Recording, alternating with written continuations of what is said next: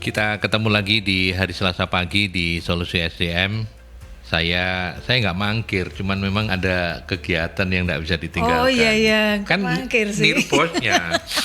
Kan bosnya juga gitu. Kalau ada kegiatan nggak bisa ditinggalkan, saya bilang Bu Novi. Mohon maaf sebesar-besarnya. Oke, senang bisa kembali bersama-sama dengan Ibu Novianing Tiasudi. Beliau CEO dari Magnet Solusi Integra MSI Consulting. Kita ada di Dialog Solusi SDM. Silakan untuk menonton keseruannya yang ada di studio melalui streaming kami di mercuryfm.id ya. Silakan untuk bisa mengikuti perbincangan apa yang terjadi di studio. Anda bisa ikuti bukan hanya audionya tapi visualnya juga. Bu Novi sehat ya? Alhamdulillah sehat Mas Aldi. Alhamdulillah sehat. Lahir batin ya Mas. Lahir batin. Ya. Oke, dan pagi hari ini kita akan ngobrol tidak hanya berdua karena ada narasumber tamunya. Koreksi nama saya kalau ada kesalahan sebut Mbak Cynthia Krishna Inggira, SSI MPSDM, SRGE Manager PT Inovasi Teknologi Kosmetika, benar ya? Oke, betul Ya. sekali Pak. Mbak Cynthia, apa kabar Mbak Cynthia? Alhamdulillah luar biasa. Luar biasa, oke. Kita kenalan dulu dengan inovasi teknologi kosmetika ya. Tadi si off air saya sudah nanya-nanya, ternyata memang belum terlalu kita kenal karena produknya memang ini menyasar menengah ke atas gitu ya. Inovasi teknologi kosmetika, cerita dong. Ya, Ini jadi, apa produknya? Oke, baik. Monggo.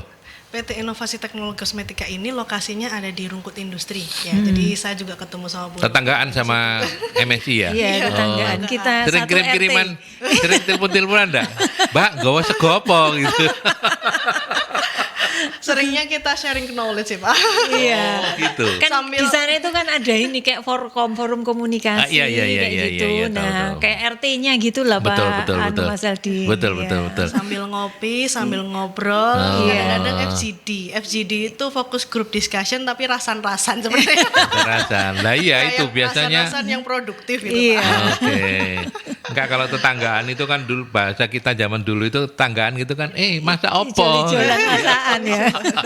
Di Rungkut Industri berapa? Rungkut Industri 2.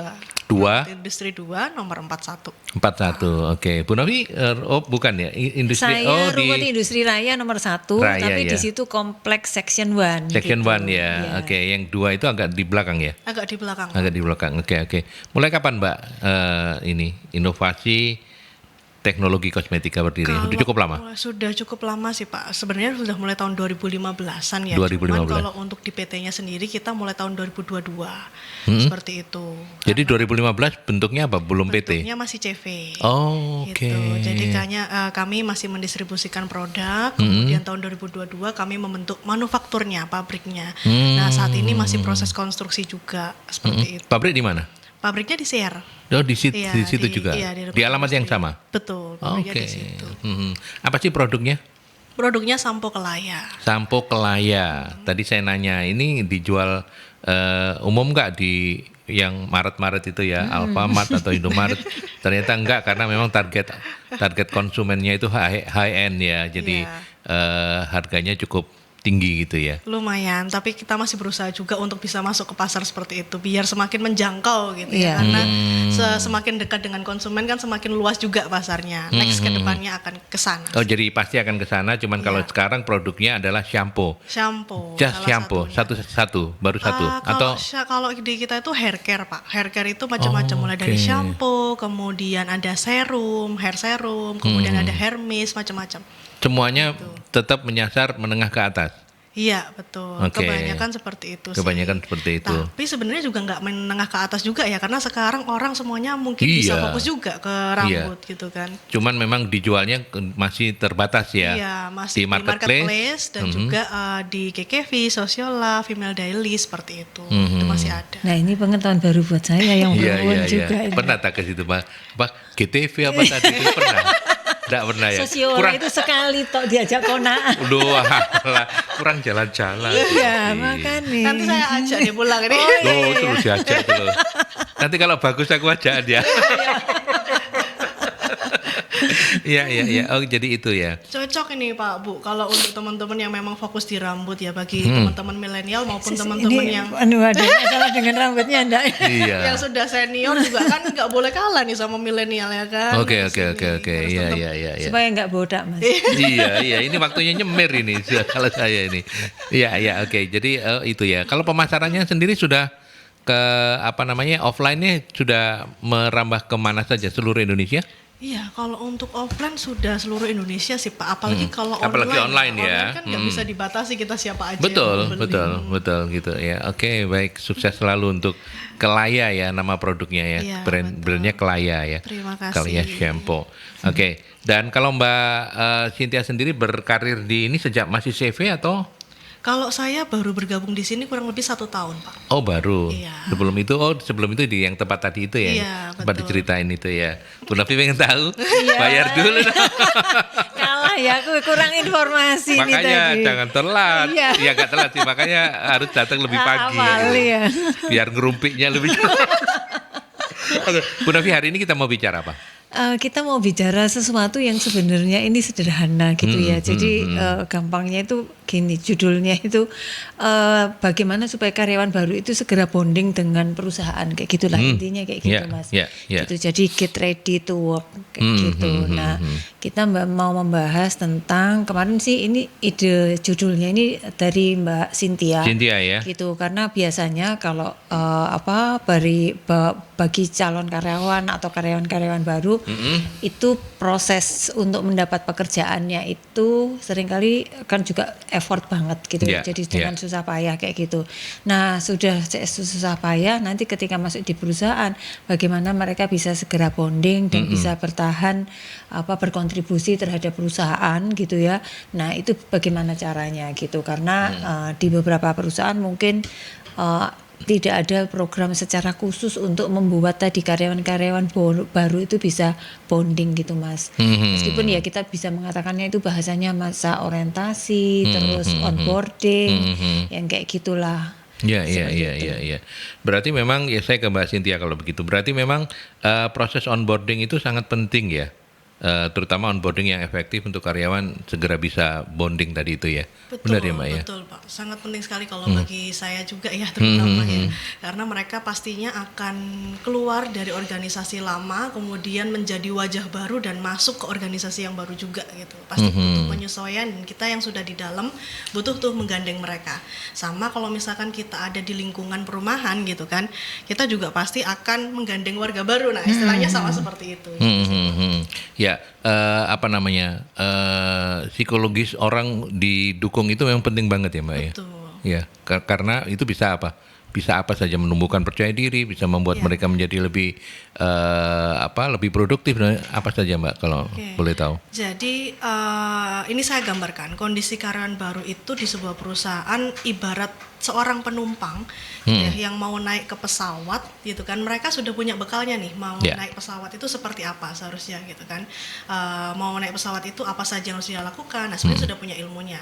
Nah kemudian dia ketemu sama pramugari itu, nah pramugarinya ini kalau misalkan dia masuk kemudian hanya mempersilahkan saja, wah pasti canggung karyawannya, penumpangnya gitu ya, pasti canggung. Bayangkan aja pramugari cuman silakan masuk gitu, terus nggak ditunjukin kursinya di mana gitu kan, kemudian nggak dikasih arahan emergency exitnya di mana, kemudian jangan membuka jendela waktu dia perjalanan dan sebagainya, pastinya dia akan bingung gitu ya. Ini aman nggak sih penerbangan saya gitu kan? Sama seperti orang waktu onboarding kan dia biasanya masuk ke masa probation tuh Pak.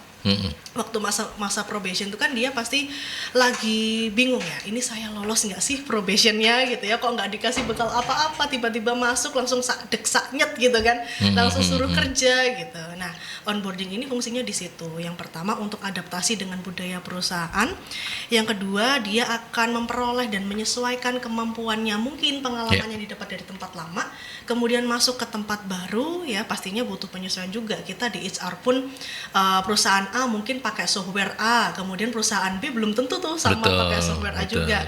Apalagi soal gaji gitu ya, nggak bisa tuh bondang-banding perusahaan A sama perusahaan B harus plek ketiplek sama, gajinya begini, SOP-nya begini, work instruction-nya begini, pasti dia perlu penyesuaian baru. Lalu yang ketiga ya mungkin juga mengelola stres dan juga tekanan ya Bapak Ibu ya. Karena pastinya dengan tempat baru dia psikologisnya akan bermain banget gitu kan. Dia orang baru, kalau misalkan mau ngomong salah nggak ya gitu. Apalagi kalau orangnya yang sungkanan atau mungkin orangnya yang introvert kata anak zaman sekarang mah gitu. Nah itu yang kita perlukan ketika kita onboarding karyawan. Iya, Bu Novi mau menambahkan Iya, pengalaman kalau selama tadi ini. kan pengalaman dari sisi karyawan ya, saya mungkin lebih ngelihatnya dari sisi manajemen gitu. Kalau kita mau rekrut karyawan, itu kan sebenarnya proses yang memerlukan effort cukup banyak gitu ya. Mulai dari kita identifikasi kebutuhannya apa, menetapkan kita mau pasang iklan itu atau pengumuman ada ini lokernya, itu aja sudah mikir gimana ya supaya nanti karyawan berminat dengan perusahaan, apa saja yang harus saya jelaskan gitu ya.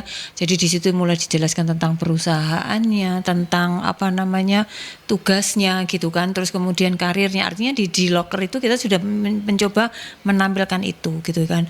Terus persyaratannya apa gitu ya. Itu kita kan sudah benar-benar berpikir keras untuk supaya kemudian orang itu tertarik, kandidat tertarik. Udah tertarik, terus kemudian diproses yang sedemikian rupa, melibatkan banyak pihak karena ketika proses itu kan bukan cuman SDM atau HR aja kan Mas. Betul. Dengan user juga terlibat kayak gitu kan. Terus di sela-sela kesibukan user kayak gitu. Terus rangkaian tesnya kayak gitu sampai kemudian orang diterima. Jadi kan biaya untuk proses rekrutmen gitu dan juga biaya intangible-nya itu sudah cukup besar sehingga kita berharap bahwa ketika karyawan ini diterima bekerja maka ya dia akan stay cukup lama, bisa berkontribusi seperti itu sehingga kemudian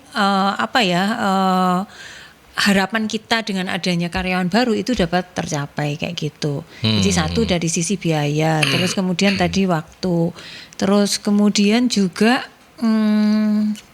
waktu, biaya sama kerugiannya berarti kerugian secara secara intangible akibat ketidaksesuaian karyawan tadi di awal masa probationnya kayak gitu. Karena kalau seperti itu maka kan bisa jadi itu tadi kalau dia nggak dapatkan dukungan dari orang-orang yang sudah lama yang ada di dalam perusahaan, dia kan punya persepsi negatif kayak gitu kan. Terus kemudian itu tadi lebih banyak gejolak-gejolaknya seperti itu yang kemudian merepotkan dan bisa berpengaruh terhadap tim lama yang ada di perusahaan kayak gitu Mas. Iya. Untuk bisa membantu semua itu maka perlu Mbak Cynthia perlu tahapan onboarding yang efektif begitu ya. Nah, kalau boleh belajar dari inovasi teknologi kosmetika, boleh spill sedikit kalau di di mana Kelaya sendiri untuk menyusun program onboardingnya seperti apa Mbak? Oke, baik Pak. Untuk yang kami terapkan, karena kebetulan waktu saya di hire itu masih belum ada orangnya, jadi saya yang pertama kali di hire untuk di manufaktur ya di pabrik. Jadi saya juga sekaligus menyusun dari arahan pimpinan juga untuk program onboardingnya. Nah kalau di kami Pak untuk tahapan onboarding ini dimulai dari kita menyusun jadwalnya. Jadi memang onboarding di kita itu seharian penuh ya. Jadi 1 hari penuh mereka akan full untuk onboarding. Nah setelah saya menjadwalkan dan juga mengemailkan jadwal onboarding ini kepada kandidat, kita lakukan overview onboarding program. Kita menjelaskan kepada kandidat garis besarnya yang akan dilaksanakan seharian ini apa aja sih, biar nggak jet lag dan juga biar nyiapin tuh kira-kira saya butuh cemilan yang kayak gimana ya ini lagi ini karena acaranya padat atau acaranya ringan. Nah itu perlu dipersiapkan. Lalu dilanjutkan dengan penjelasan company profile. Nah, dia perlu tahu sejarah perusahaan itu seperti apa, cakupan pasarnya, produknya seperti apa gitu ya. Lalu penjelasan soal struktur organisasi untuk menjelaskan dia bottom line-nya siapa, up line-nya siapa, peer-nya juga siapa. Kemudian ada juga kita itu mengatur groomings dan juga greetings. Jadi kita tidak hanya fokus terhadap kompetensi tapi juga attitude. Gitu. Attitude itu penting banget, apalagi kita berada di organisasi yang mungkin lintas generasi juga, gitu, menyesuaikan juga. Saya perlu menganggap perlu gitu ya mengatur attitude dan juga tindak tanduk perilaku ketika karyawan itu masuk. Seperti itu pengucapan, nada bicara, kemudian mungkin penampilan karena kita di hair care ya, jadi nggak lucu juga kalau misalkan secara penampilannya atau lookingnya juga tidak diatur, tapi juga nggak seketat seperti harus bajunya harus branded, kemudian lipstiknya harus merek A, itu nggak seperti itu. Yang penting kita enak dilihat, nyaman bagi orang lain juga pada saat berinteraksi dengan kita. Nah itu it's enough itu ya, cukup. Kemudian setelah grooming and greetings, kita lakukan penjelasan soal corporate value dan corporate culture. Nah ini sebenarnya deep ya. HR itu tidak hanya membahas soal komben, legal, IR gitu kan, tapi juga soal culture yang dimana sebenarnya kalau kita bicara teori iceberg gitu ya, culture ini seperti gunung es, yang di atas tuh yang kelihatan tadi gitu kan, komben, IR, legal, tapi yang di bawahnya akarnya ini ya ini corporate culture itu gitu, yang mungkin secara teori ya dianggap mungkin secara teori ya dianggap orang itu ini apa sih gitu kan, jarang kan yang ada sampai fokus ke corporate culture, kecuali memang perusahaan-perusahaan yang mungkin sudah established atau punya kompetensi di situ gitu kan. Sedangkan corporate culture ini merupakan basic atau dasar yang sangat kuat ketika kita berhasil membentuknya. Nah kita mau maju ke depan tuh enak sebenarnya gitu, punya budaya kerja yang sama dengan rekan kerja itu salah satu power ya, kita bisa maju bersama-sama. Lalu ada juga soal safety induction, karena penting sekali kita memberitahu karyawan dan juga membriefing karyawan soal safety atau keselamatan dan juga prosedur keselamatan dan kesehatan kerja. Kemudian ada penjelasan SOP, work instruction, serta prosedur absensi, serta administrasi yang lain yang mungkin menunjang kinerja mereka selama mereka bekerja di sini gitu. Kemudian ada penjelasan tentunya soal job desk ya, biar mereka nggak keluar dari job desk-nya atau nggak bingung saya harus apa ya setelah ini ya gitu kan. Kemudian mungkin ditambahkan dengan factory visit atau office tour gitu, biar mereka tahu toiletnya di mana, musolanya di mana, ruangan finance itu nggak sampai salah masuk gitu kan. Maunya ke ruangan finance ternyata ruangannya Pak Lurah, kan nggak lucu juga ya. Kemudian yang terakhir kita lakukan serah terima kepada user. Jadi si user ini menerimanya juga sudah mungkin setengah full package gitu ya. Dia tinggal memoles dan juga tinggal fokus ke dalam apa yang dia mau capai di departemen atau unit kerjanya. Seperti ya, oke. Baru tahu saya kalau kantornya Inovasi Teknologi Kosmetika itu satu kantor sama Pak Lurah. Nanti kita lanjutkan, kita break dulu ke iklan ya. Silakan untuk Anda yang mau sharing-sharing dengan dua narasumber pagi ini, seperti biasa di 0315620096 by phone atau 5679696 juga bisa, atau melalui WhatsApp juga boleh di 081-730-0096. Terima kasih Mbak Cynthia tadi sudah menyampaikan bagaimana proses onboarding, tahapan dari Bu Novi ingin melengkapi dari pengalaman selama ini. Kalau yang tadi disampaikan sudah lengkap ya, jadi artinya di hari pertama gitu memang biasanya dikumpulkan gitu, termasuk tadi kalau misalnya safety induction, misalnya ketentuan-ketentuan kayak misalnya di kantor lama saya itu karena ber-ISO ya, mereka harus tahu bahwa ini ketentuan ISO-nya apa saja gitu yang harus diikuti. Artinya ketika mereka mengerjakan sesuatu ada form-form yang harus dibuat dan itu menjadi wajib kayak gitu kan, seperti itu. Terus ketentuan-ketentuan sama kalau ini adalah dulu kita punya perpustakaan yang gede gitu Mas gitu ya. Jadi kantor tapi punya perpustakaan yang ribuan gitu judul bukunya. Jadi ada pengantar khusus dari pustakawannya gitu. Jadi kalau mau belajar ini kita punya buku. Itu benar-benar dikelola kayak perpustakaan kayak gitu Mas, kayak gitu. Puluhan ribu lah waktu itu bukunya. Jadi kalau anak baru kan biasanya belajar manual-manual ya. Terus karena kita konsultan itu dari jenis industri apa gitu ya, laporan penanganan apa, nah mereka langsung bisa lihat kertas kerjanya kayak gitu sehingga langsung kebayang kayak gitu. Nah sama yang tadi saya menambahkan adalah mentor gitu ya, jadi mentor tadi bisa langsung usernya atau bisa juga HR mendampingi kayak gitu. Plus body, jadi di bagian itu siapa yang kemudian akan menjadi counterpartnya dia, yang body itu yang sama-sama kayak sebaya kayak yang gitu, peer tadi itu yang peernya siapa, seperti itu gitu ya. Sama bagaimana proses evaluasinya gitu ya. Jadi kan proses evaluasinya artinya nanti di setiap minggunya mungkin setelah diberi tugas akan dievaluasi, terus ada sesi one on one-nya, terus kemudian 1 bulan akan diberikan feedback juga kayak gitu sampai nanti di akhir masa probationnya seniornya, jadi dia tahu gitu loh, apakah sudah sejauh mana dia bisa mengikuti ya hal-hal yang diharapkan dari perusahaan dan apa saja yang harus dia kuasai di dalam 3 bulan itu, Mas. Kayak gitu. Ya. Sekarang kita bicara soal Gen Z, karena dalam setiap perbincangan terkait dengan HR ini, Gen Z ini kan kemarin kita dalam diskusi yang lain juga sempat ngobrol dengan teman-teman dari Berdikari ya. Nah, sekarang kita ke inovasi teknologi kosmetika. Di kantor sendiri, pabrik sendiri, Gen Z-nya udah mulai banyak belum Mbak Cynthia? 95% Pak saya Wow, Gen Z-nya. 95% ya. Artinya udah kulturnya udah Gen Z banget ya. Betul. Oke. Jadi saya yang mungkin setengah milenial, setengah Gen Z juga harus menyesuaikan diri ya, karena saya zamannya zaman transisi kayak Zaman transisi. Kalau boleh cerita juga Mbak Cynthia, apa yang kemudian menjadi kekasan Gen Z-nya di inovasi teknologi kosmetika ini?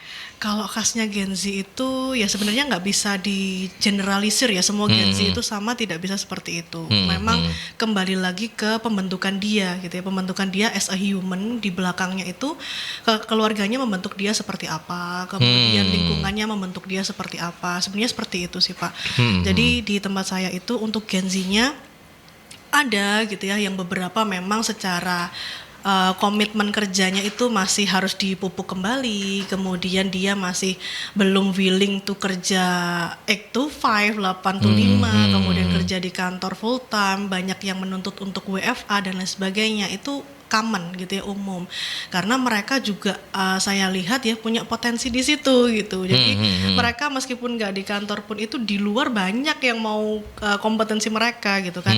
Sedangkan di pasar kandidat gitu kan, kompetensi yang mereka punya itu ya terbatas pada generasi mereka aja gitu. Generasi ke atasnya mungkin cuman sedikit yang punya kemampuan seperti mereka. Itu yang pertama. Yang kedua, sebenarnya secara kreativitas mereka bagus kok. Mereka menyesuaikan banget gitu ya, terutama sama ya gini-gini sama mobile, sama sosmed. Nah, itu yang perlu kita cuplik ya, sebagai ya ini memang potensi dia di situ. Cuman memang dari kita manajemen sendiri harus ya, karena nggak ada kandidat yang sempurna gitu kan Pak. Kalau kandidatnya sempurna, pabriknya cepet gitu. Juragannya cepet balik modal. Mungkin gitu kasarnya ya. Jadi tetap kita harus maintain mereka. Ada sisi positif dan juga sisi negatif. Sama sih seperti saat kita menghadapi baby boomers ataupun milenial ya. Gen Z pun juga sama seperti itu. Kalau ownernya sendiri ada di generasi apa Mbak? Masih baby boomer atau sudah milenial? Sudah milenial, usia dengan saya. Oke, jadi nggak terlalu ada lag gitu ya. Iya, nggak terlalu ada handicap gitu ya. Namun untuk Bapak Ibu yang di sisi manajemen yang satu level dengan saya, cukup banyak yang sudah baby boomers. Gitu, karena masih banyak yang baby boomers ya. Kalau tinggalannya papanya gitu ya. Kalau untuk di sisi manajerial ya, karena memang beliau-beliau saya rasa gitu ya punya karena kalau jadi leader itu tidak hanya kompetensi ya Bu yang diperlukan ya, bagaimana mereka bisa mendevelop anak buahnya atau tim kerjanya gitu kan. Kemudian mereka juga harus jadi ibu, jadi bapak gitu kan. Nah, mereka juga bisa jadi panutan. Nah, saya rasa Bapak Ibu di baby boomers ini punya power di situ, seperti itu. Ya, kalau 95% itu berarti hampir di semua lini, kecuali yang di manajemen ya. Kecuali yang di manajemen di manajer ya, betul. Oke. Dan mereka nggak ada masalah ya? Sejauh ini tidak ada masalah, karena kita juga ada beberapa acara ya Pak buat bonding. Nah itu memang kita buat, contohnya besok tanggal 2-3 Agustus ini kita bonding nih untuk tim leader. Karena tim leadernya juga generasinya gapnya juga cukup jauh ya antara baby boomers ke Gen Z. Karena di level Gen Z, di teman-teman Gen Z pun sudah ada yang menjabat di posisi-posisi yang strategis seperti itu. Jadi ada memang gimmick-gimmick lah ya gitu ya, ada bonding, kemudian ada acara-acara yang dibuat khusus untuk mendevelop kondisi perusahaan yang kita punya seperti itu. Oke. Bu Novi, kebetulan kita belajar dari sebuah perusahaan yang 95% kata HRD manajernya itu Gen Z gitu ya. Artinya ya nggak terlalu ini ya. Tapi kan kita juga tidak menafikan perusahaan-perusahaan lain yang mungkin baru bergeser ke Gen Z dan mereka harus menyusun tahapan onboarding yang efektif. Nah, seperti apa? Apa bedanya kalau menurut Bu Novi. Nanti mungkin Mbak Cynthia juga boleh menambahkan. Kalau kurang lebih esensinya sama, tetapi metodenya aja Mas Aldi. Metodenya. Okay. Jadi metodenya kalau misalnya generasinya saya dan juga mungkin milenial yang awal dulu itu masih klasikal gitu, masih ya mereka mau duduk mendengarkan gitu ya. Ada siapa yang bicara gitu terus baca gitu masih oke. Kalau anak sekarang kan rasanya kok nggak sesuai dengan saya ya gitu ya. Jadi mungkin mereka lebih diputerin video bahwa ada yang menyampaikan tetapi lebih banyak pakai video visual. Sehingga kemudian mereka itu merasa bahwa sealam dengan mereka. Kayak gitu. Jadi lebih dekat sama mereka kayak gitu. Jadi yang saya tahu biasanya sudah mulai pakai video-video, termasuk juga ketika mengenalkan perusahaan yang dibikin-bikin seperti itu Mas gitu. Jadi kemudian foto-foto kegiatan dari yang pernah diadakan kayak gitu. Jadi kan menambah orang menjadi gini, kok kita bicara tentang jenjang karir atau kita bicara tentang reputasi perusahaan, bagaimana kita ini dikenal publik. Nah, melalui video itu menjadi lebih kelihatan gitu kan, Mas. Lebih tervisualisasikan. Kan kalau kita cerita kan enggak kelihatan. Tapi dengan misalnya foto-foto bahwa pernah menerima penghargaan apa, terus siapa menjadi apa, kayak gitu, terus kegiatan-kegiatan yang pernah dilakukan untuk misalnya tadi bonding, outdoor, outbound dan sebagainya. Nah, itu mereka akan lebih melihatnya secara langsung. Jadi lebih meyakini gitu kan. Makanya menjadi lebih yakin seperti itu. Dan kayaknya diskusi-diskusi kayak gitu. Misalnya pengenalan gitu, pakai game-game yang sekarang sudah banyak dipakai kayak gitu. Jadi misalnya kan setelah orientasi tuh biasanya ada juga kayak post-testnya gitu ya. Jadi tadi sudah dijelasin nih tentang perusahaan berdiri itu kapan, ini di mana, cabangnya di mana, misalnya kayak gitu. Ada bagian apa saja. Terus selesai tes kan dikasih kayak post-test gitu ya Mas, untuk ngerti, untuk melihat seberapa mereka mendengar memahami yang tadi, menangkap yang dijelaskan. Nah itu kalau game-gamenya itu bisa pakai menti kayak gitu-gitu kan, cepet-cepetan gitu Mas, langsung keluar siapa yang jadi juara, jreng gitu tuh. Rasanya buat mereka itu lebih happy, lebih euforionya dapat gitu loh Mas Aldi. Kayak gitu. Ya. Mbak Cynthia mau menambahkan mungkin untuk teman-teman Irsyad yang tidak 95% gensinya, tapi mereka tetap harus mengadop mereka sebagai sebuah keniscayaan, karena mungkin memang Gen X dan milenialnya sudah harus bergeser, diganti dengan yang Gen Z. Apa yang harus diperhatikan untuk onboarding prosesnya ini? Iya, saya setuju dengan Bu Novi ya, karena kalau untuk menghandle langsung itu rasanya takes time dan takes manpower gitu kan, ada orang dedicated yang harus dibuat untuk khusus menangani onboarding. Nah, video-video itu bisa dilakukan. Jadi kita buat video sekali atau 2 kali ya sesuai dengan update-nya. Kemudian setiap ada karyawan onboarding itu diputar aja. Kemudian kita karena jumlahnya tidak selalu besar ya. Betul, gitu. kadang cuma 1 atau cuma 2 gitu kan. Jadi kalau untuk mendampingi seharian gitu kan agak takes time juga. Sedangkan sekarang kan ada juga kita soal efisiensi ya, tenaga kerja dan juga efektivitas. Kalau hanya 1 orang dedicated PIC memang khusus menangani onboarding, saya rasa juga kurang efisien juga. Nah, dengan adanya video, kemudian virtual office visit gitu kan, itu juga jauh lebih menarik gitu Pak. Iya. Kalau di kantor sendiri untuk yang bonding antar karyawannya itu lewat apa? Outbound biasanya? Lewat outbound, kemudian ada beberapa acara yang antar leader sama tim kerjanya sendiri, seperti itu. Ada makan bareng, kemudian ada 360 degrees juga kita. Jadi menilai dari tim, kalau KPI kan biasanya lebih ke top down ya, atasan menilai kinerja tim kerjanya, kemudian diangkat sebagai kinerja organisasi. Tapi di kita juga ada 360 degrees di mana dia itu menilai mulai dari bottom up, top down sampai dengan peer. Nah, itu saatnya mereka setelah dapat penilaian tuh, wah saya sama bapak ini tuh sebenarnya bapak ini bagus tapi komunikasinya begini. Kemudian bapak ini mungkin oke nih, tapi secara ini kurang nom gitu gitu. Kurang jiwa mudanya kurang gitu. Tapi ada nama masing-masing dan mereka tahu siapa yang menilai. Tidak Tidak ya. Nama. Nah, Hanya setelah masukan sudah saja terkumpul gitu ya. nanti, Oke. baru mereka kita dudukan bareng gitu. Kita sudah sampaikan pada saat grooming and greetings di awal bahwasanya kita semua itu ketika menilai, kemudian kita memberi masukan, itu kita fokusnya adalah di improvement, bukan untuk menyasar di salah satu personal saja gitu. Jadi dengan begitu antara yang dinilai maupun yang menilai itu nyaman gitu ya. Yang dinilai merasa nyaman karena ya emang dia fokus ke profesional saya bukan personal saya.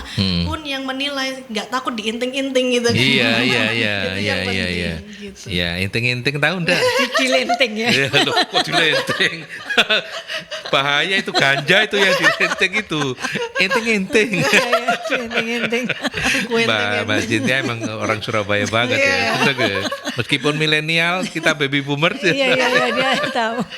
Iya. Kalau boleh tahu sekarang jumlah karyawan keseluruhannya berapa? 120. 120, relatif cukup besar juga ya, meskipun mungkin ada yang lebih besar lagi. Nah, saya nanya ke Bu Novi. Bu Novi, kalau untuk jumlah karyawan yang jauh lebih besar begitu, upaya-upaya bondingnya tetap dengan outbound atau pengalamannya Bu Novi seperti apa? Macam-macam sih Mas. Jadi kalau outbound itu kan mungkin lebih ke kalau seperti itu bisa jadi cuman setahun sekali gitu ya. Kalau sampai kegiatan bersama-sama kayak gitu itu biasanya setahun sekali.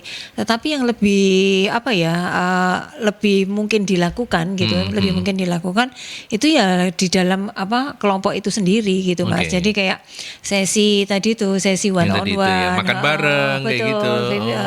feedback, makan bareng, terus kemudian kayak hari kalau misalnya ini Jumat sore gitu ya, atau kalau yang Sabtunya nggak masuk misalnya Jumat sore, nah ada kegiatan bersama, mau senam bersama, olahraga, kayak gitu kan itu bisa juga dilakukan Mas. Terus kalau misalnya ini juga sebenarnya kegiatan-kegiatan yang bisa salah satunya juga untuk tujuan bonding itu adalah tadi senam kayak gitu, olahraga bersama, sama ini Mas kayak nonton bersama, yang kayak gitulah, nonton bersama. Terus kalau di tempat kita itu kayak hari yang dimana ya wis kita hari itu cuma main-main aja gitu loh, undang pembicara, terus kita ngobrol-ngobrol, Oke. terus ada game-gamenya, terus bagi-bagi hadiahnya ya wis makanan atau misalnya yang paling gampang itu kapan hari siapa yang dapat hadiah langsung gini, coba lihat di Shopee-nya dibuka gitu kan,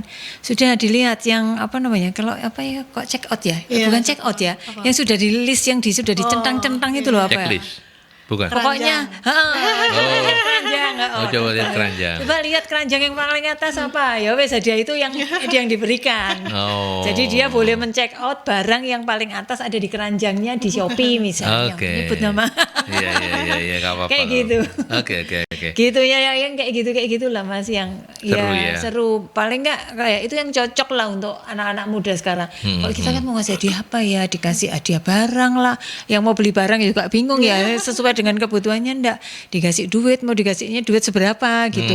Terus anak sekarang tuh misalnya ini lebih suka kayak misalnya di transfer OVO meskipun hanya 100.000, yang kayak gitu-gitu Mas. Cantik gitu ya, Bu. Gitu. Jadi hadiahnya dikasih dalam bentuk kayak gitu tuh. Oke. Buat mereka ya mungkin nggak terlalu mahal tapi buat mereka itu exciting gitu loh. Kena Mbak. gitu ya buat mereka kena ya. gitu. Oke, baik.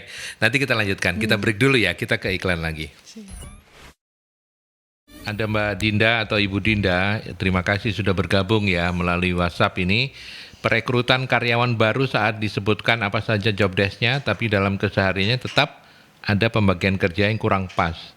Terkesan dengan perekrutan baru tetap ada pekerjaan yang tidak tercover yang harusnya tercover. Bagaimana mengatasi sistem yang sudah terlanjur seperti ini? Nih, paham nggak Bu Novi? Paham ya? Iya. Kalau gitu Bu Novi dulu deh, nanti baru saya ke Mbak Cynthia. Iya, jadi kan gini, ketika disampaikan job desk itu kan sebenarnya yang kita lihat sebenarnya adalah functionnya gitu ya, bahwa detail-detail kegiatannya itu bisa jadi nggak semuanya tercover di sana. Dan memang kalau kita bekerja di perusahaan, ini menurut saya common dimanapun perusahaannya, pasti ada tugas-tugas lain yang mungkin nggak gini ya, mau dibilang kalau melenceng banget gitu ya pasti nggak benar. Tapi ada tugas-tugas lain yang sebenarnya harus dia kerjakan yang masih berkaitan dengan pekerjaannya, itu masih memungkinkan gitu. Kayak gitu Mas Aldi. Jadi karena di dalam job desk itu biasanya ada tambahan tugas-tugas lain yang diberikan atasan seperti itu. Karena itu nggak bisa dihindari dan munculnya itu bisa jadi bisa jadi ya sesuai dengan kebutuhan yang ada saat itu.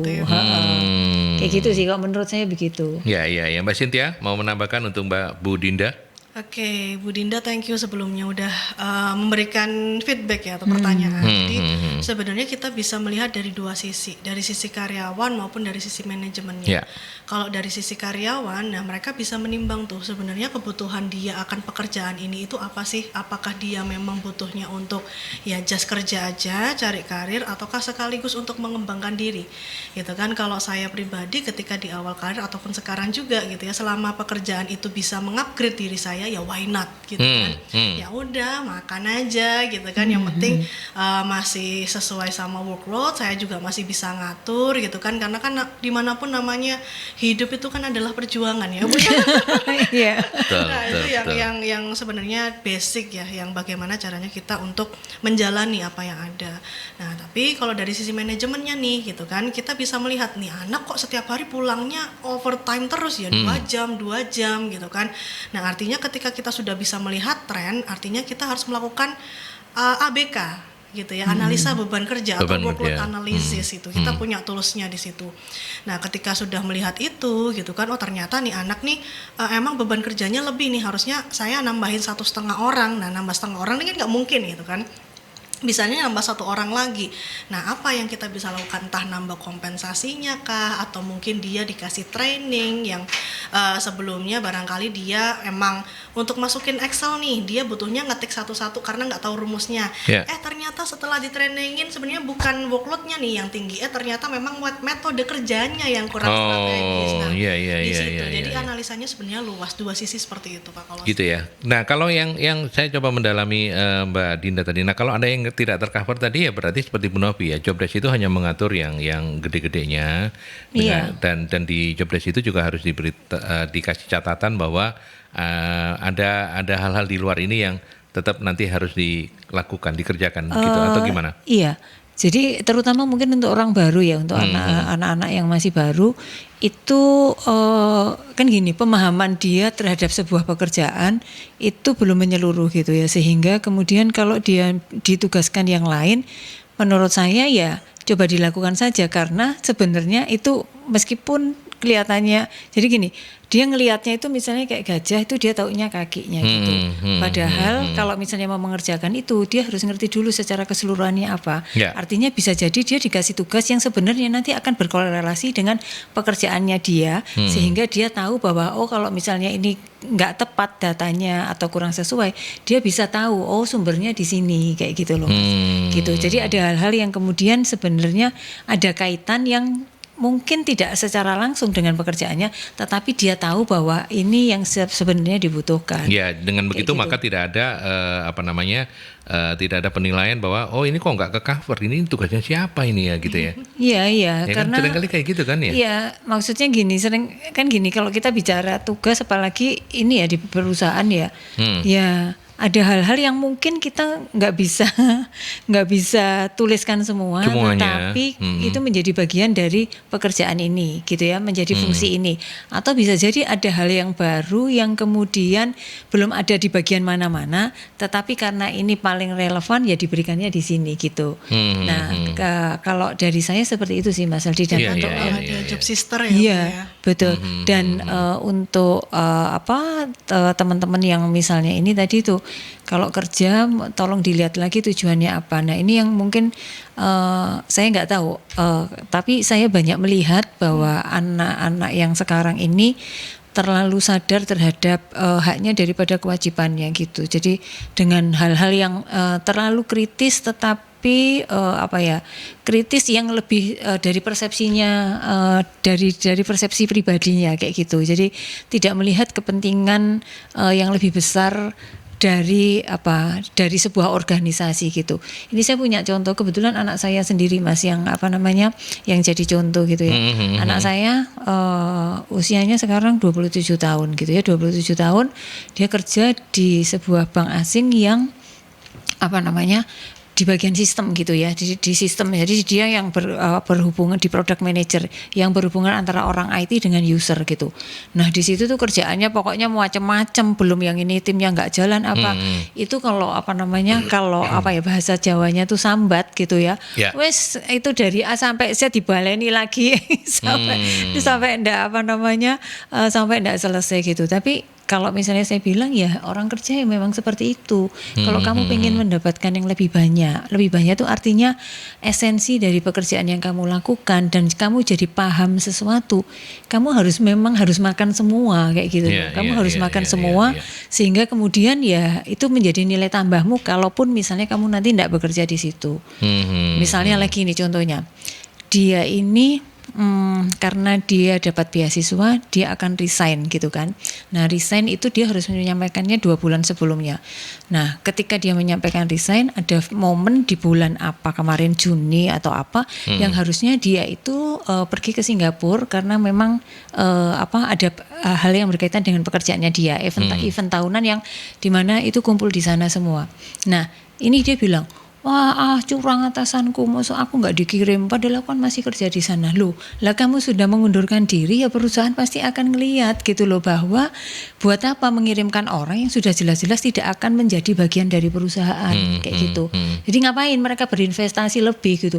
Ya tapi kan statusku masih aku karyawan di sini gitu, mestinya aku diikutin dong gitu. Jadi kan kalau dari sisi manajemen ya pasti dimanapun.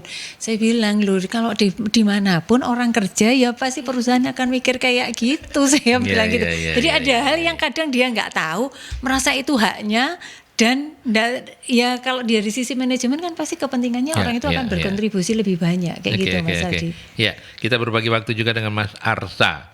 Saya Gensi yang bekerja di sebuah perusahaan swasta distributor alat pertanian. Ownernya adalah generasi baby boomers dan kebanyakan karyawannya adalah Gen Z. Ada gap antara kami tentang komunikasi. Sementara ownernya juga putra yang masuk generasi Z. Apakah dalam kondisi seperti ini pucuk kepemimpinan sudah seharusnya diserahkan ke putranya? Oh, jadi ini baby boomers, tapi anaknya udah mulai dilibat-libatkan. Ya, Z. Terus karyawannya sebagian besar Z semua, Z semua gitu. Sudah jalan berarti. Iya. Ke anaknya ini sudah. Nah, ini karyawannya Mas Arsa ini nanya, kalau udah kayak gini daripada nanggung apa nggak serahkan semua? Gimana? Saya ke Mbak Cynthia dulu. Ada resiko atau apa kayak kita nggak tahu juga ya. Tapi monggo silakan. Oke, sebenarnya saya pernah mengalami hal ini di perusahaan sebelumnya. Oh iya. Oh banyak ya. Jadi saya masuk di kondisi perusahaan ini kalau saya bilang dia itu singa yang garang tapi sedang tertidur pulas. Oh gitu. gitu. Jadi sebenarnya dia itu powernya bagus, secara usia perusahaan juga kurang lebih udah hampir 50 lebih ya Bu ya. Dan kita semuanya mungkin sudah kenal sekali produknya apa gitu. Nah, mengalami transisi dari sisi owner kemudian ke generasi berikutnya gitu ya. Yang harus dilakukan adalah ya kejelasan dari suksesinya sendiri. Ada yang dinamakan dengan proses suksesi. Suksesi itu kalau mungkin kita tidak jelaskan, orang itu akan beranggapan loh, aku iki sik nduk kene gitu bahasa Surabaya gitu loh. Iya. Soalnya saya wong Gubeng ya. Aku iki sik nduk kene kok wis disiapno si penggantiku. Nah, mungkin akan ada kecenderungan seperti itu gitu ya, salah sangka, salah persepsi. Namun sebenarnya ketika kita bicara suksesi itu adalah kita menyiapkan kandidat kader yang terkuat gitu. Jadi ketika ada sesuatu hal yang terjadi terhadap pimpinan tertinggi atau dengan siapapun gitu ya, itu kita udah punya backupnya gitu, kita punya ban serepnya. Dan kasus ini terjadi pada saat pandemi, mau tidak mau pada saat pandemi kita nggak tahu siapa yang disasar gitu kan untuk seleksi lah ya gitu ya, mungkin bisa dibilang seperti itu, siapa yang terkena COVID dan sampai dengan meninggal dunia dan lain sebagainya. Nah ketika kita sudah susun suksesi yang baik baik gitu ya, kita nggak khawatir dengan kondisi itu, ya sudah memang alam berbicara seperti itu, sudah waktunya seperti itu salah satu contoh yang massal banget pada saat itu terjadi. Nah ketika suksesinya sudah berjalan, ya sudah akhirnya kita sama-sama legowo, dan yang atas pun memberikan ilmunya itu clear, yang di bawah gitu ya, yang generasi terbarunya juga menerima ilmunya itu juga dengan clear, dan pastinya dia juga dibekali gitu kan, kemampuannya apa sih masing-masing ini. Nah kita harus sadar dua sisi itu gitu, kalau dari saya Pak. Oke, Bu Novi? Kalau saya tadi tuh apakah tidak sebaiknya sudah diserahkan gitu ya. Nah itu sebenarnya tidak mudah untuk kemudian memutuskan seperti itu ya, karena melihat lagi kesiapannya gitu. Apakah memang yang generasi selanjutnya itu sudah disiapkan, karena memang tidak mudah, dan bukan hanya menyerahkan kayak misalnya menyerahkan barang ini boleh kok pakai gitu ya. Habis ini pakaian ini dulu papa yang pakai terus kamu pakai gitu. Enggak seperti itu gitu, karena keterlibatan sejak awal di perusahaan itu membuat si penerus ini mungkin juga jadi lebih mudah diterima seperti itu. Terus tahu bisnisnya yang secara keseluruhan kondisinya seperti apa. Karena bisa jadi misalnya yang sering terjadi kan generasi yang lanjutnya itu sekolahnya di luar negeri, terus balik, terus mau diserahkan begitu saja. Nah itu malah seringkali nggak mudah, karena sistem atau ilmu yang dipakai itu mau plek ketiplek mau diterapkan di perusahaan orang tuanya nggak mudah untuk menerapkannya seperti itu gitu, karena kondisinya beda-beda. Terus misalnya sekolahnya di US, kemudian mau dipakainya di sini. Nah itu alirannya sudah jauh banget seperti itu. Jadi untuk Mas Arsa, untuk ini sebenarnya banyak hal kenapa tidak apakah tidak sebaiknya sudah diserahkan. Nah itu tadi itu terutama pertimbangannya banyak, kesiapannya gitu, karena tidak mudah juga melibatkan misalnya gini, orang tuanya punya bisnis ini kemudian putranya disuruh masuk, itu banyak juga yang anak tidak mau nerusin usaha orang tuanya gitu. Seperti itu. Jadi banyak hal gitu, banyak hal yang sebenarnya melatar belakangi apakah sudah waktunya diserahkan atau belum kayak gitu. Iya. Dan dalam situasi seperti ini peran HR penting banget ya, untuk bisa menjadi jembatan antara keduanya gitu ya. Yang terakhir ini ada Pak Bisma. Apa tantangan dalam penerapan onboarding karyawan baru supaya efektif? Oke. Mbak Cynthia, apa saja tantangannya?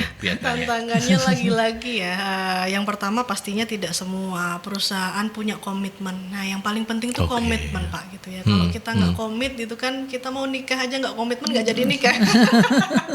Itu komitmen manajemen yang pertama. Yang kedua adalah sumber daya manusia yang memang tersedia untuk bisa mendevelop itu. Tantangannya di situ. Dan yang ketiga adalah kebutuhan manpower yang terkadang terkesan mendesak gitu ya, yang padahal sebenarnya kita punya yang namanya manpower planning. Nah ini yang kadang-kadang itu nggak dijalankan. Nah ini saya mau guyonan dikit nih gitu kan, kadang-kadang ada bercandaan soal duluan mana telur sama ayam gitu kan. Nah kalau di HR kita tuh ada duluan mana sih orang sama strukturnya, apakah kita bikin struktur dulu baru nyari orang, atau ke orangnya dulu nih baru kita masukin ke struktur. Nah gitu. Tapi kalau di HR sudah jelas gitu ya, seharusnya yang kita lakukan adalah strukturnya dulu baru kita masuk orangnya gitu. Jangan sampai nanti orangnya ada dulu lalu kita nyumpelin gitu, akhirnya nanti job desk-nya nggak jelas juga, KPI-nya nggak jelas juga, seperti itu. Ya. Oke, kalau Bu Novi seperti apa tanggapannya? Tadi itu ya tantangan untuk onboarding.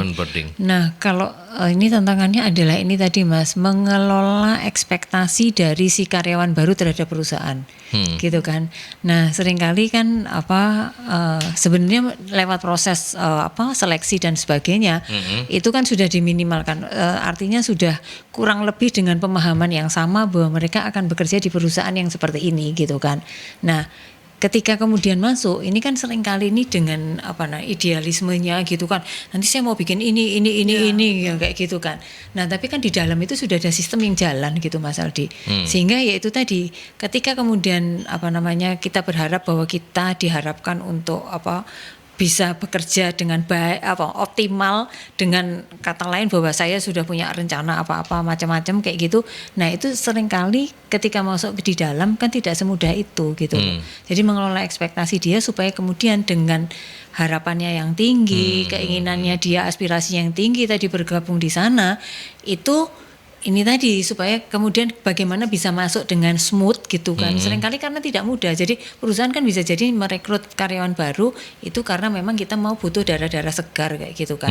Nah, masuknya darah segar ini tadi kan tidak mudah gabung dengan darah-darah yang lama ini tadi. Betul. Kayak gitu. Jadi mengelola ekspektasi mereka supaya kemudian nggak down. Itu yang yang terjadi. Artinya harapannya tidak sesuai dengan kenyataannya, yang seperti itu. Jadi itu yang harus diwaspadai. Artinya menjadi tantangan bagi para pengelola bahwa bagaimana caranya supaya itu tidak terjadi kayak gitu. Terus contohnya tadi juga misalnya job deskku ini kok dikasih macam-macam gitu. Nah, ada hal lain yang tadi selain yang sudah saya sampaikan bahwa ketika orang bekerja sebenarnya yang dibentuk itu bukan hanya keterampilan hard skill-nya saja, bukan keterampilan teknisnya saja, tetapi juga hal-hal yang lain yang itu mengandung sesuatu yang agak goib itu Mas. Tadi itu budaya, misalnya memasukkan budaya learning, itu kan tidak bisa gimana mencekoi terus ini. Nah caranya misalnya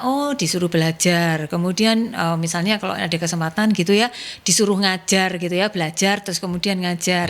Ada kesempatan misalnya kayak Mbak Cynthia ini tampil di radio. Nah ini kan sesuatu yang sebenarnya ngelatih juga gitu, continuous learning kayak gitulah, kepercayaan diri. Jadi hal-hal yang seperti itu bukan hanya keterampilan teknisnya, tetapi ada hal-hal yang lain, misalnya mau kerja sama tim gitu.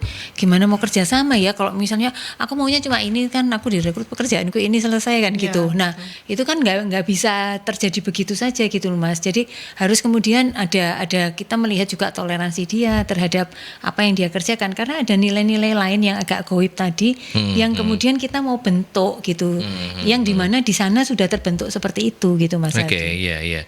Jadi kalau misalnya perusahaan kemudian mau mengukur keberhasilan dari sebuah onboarding itu ya menjawab tantangan tadi itu ya. Betul. Benar begitu ya Mbak Cynthia ya. Apa saja sih kalau yang biasa dipakai jadi parameter? Ternyata program onboardingnya sudah oke. Kurang oke. Setengah oke. Setengah apa saja? Iya, setengah oke. Oke, baik Pak. Untuk mengukur biasanya ketika kalau kita ya sebagai leader di departemen, pastinya ketika mengusulkan suatu program, ditanya tuh sama owner gitu kan, apa pengukuran keberhasilanmu tuh apa dari program kamu usulkan gitu kan. Nah yang pertama adalah tingkat retensi, yaitu berapa lama karyawan baru ini yang sudah join itu bertahan di situ ketika sudah dilakukan onboarding. Dan yang kedua adalah waktu yang diperlukan ketika karyawan pertama kali join sampai dengan dia ready to work gitu ya, benar-benar ready to work. Dibandingkan dengan ketika kita tidak ada onboarding, dia harus belajar sendiri soal SOP, dia harus belajar sendiri soal ini itu gitu ya. Dan yang ketiga pastinya dari umpan balik gitu ya. Kita membandingkan, nah dia si kandidat pasti sudah pernah merasakan dulu mungkin ada di perusahaan yang nggak pakai onboarding, sama di perusahaan yang pakai onboarding itu seefektif apa sih gitu ya, dia bisa mulai bekerja gitu ya. Istilahnya kalau dipakai yang onboarding itu dia dipanasin dulu, kayak motor tuh dipanasin dulu baru disuruh kerja, nggak langsung digas gitu. Ya. Oke. Jadi seperti itu. Oke, lanjut dengan closing statement menjawab topik kita hari ini agar karyawan tetap cepat ready to work. Apa-apa saja yang mungkin dijadi sebagai konklusi untuk menutup diskusi kita menurut Mbak Cynthia? Oke, untuk konklusinya terutama bagi Bapak Ibu HR ya, juga Bapak Ibu pemilik perusahaan, kita sebagai HR itu tidak ada yang menginginkan karyawan masuk kemudian cepat-cepat keluar atau dikeluarkan gitu kan. Kita pengen mendapat kandidat yang kita hire itu, kita bisa develop dia sampai 5 tahun, 10 tahun ke depan dia akan berkarir sebagai apa di perusahaan kita. Kalau dibilang HR itu adalah pekerjaan setengah dewa, itu bener banget ya, kita tuh demigod. Mulai dari kita milih karyawan join itu tangan kita juga, mau gaji dia berapa itu tangan kita juga gitu kan, sampai dengan dia keluar dari perusahaan kita terminate kah atau resign kah atau pensiun dengan baik-baik pun gitu kan, itu tangan kita juga. Jadi onboarding ini kalau misalkan diangkat sebagai topik ngopi itu oke, karena dia ringan banget, tapi efeknya atau dampaknya itu besar sekali sampai dengan pada saat karyawan itu mau berproses di perusahaan kita.